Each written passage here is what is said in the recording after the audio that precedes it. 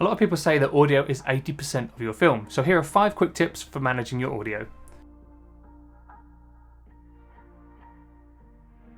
Tip 1. Only importing your audio from your clips.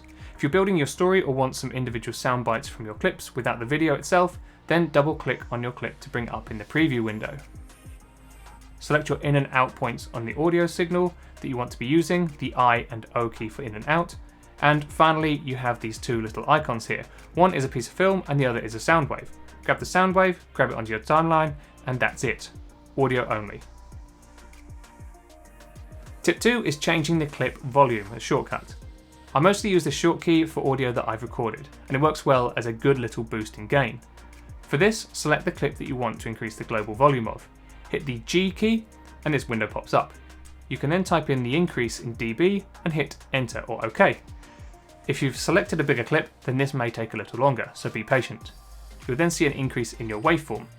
All you need to check is that it doesn't peak and stays up around the -6 dB on your audio meters. Tip 3. Show your audio time units. If you're trying to move an audio clip precisely, you'll probably find that it just jumps from one frame to the next, and you can't get in between the frames.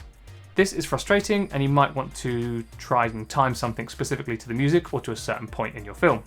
So to do this, go over to the little spanner or wrench here at the side, click it and enable Show Audio Time Units. And now you can move the clips a fraction at a time. Tip 4. The pencil tool for ease in and ease out. Premiere's auto ducking feature is kind of hit or miss, so to quickly access the manual tool, hit the P key. This enables the pen tool, where you can drop your keyframes and quickly and easily change the level of that section of music. So to duck the music under the interview, create 4 keyframes like this. I like to put the outer keyframes just into the interview audio so the music transition happens during the speech. Then just drag the center line to adjust the volume. And the final tip, audio effects. These are often overlooked and there are a lot of them, but the main one that I want to highlight is great for mixing music. Say you want to extend your music track a little and it doesn't quite sound right when you've done this.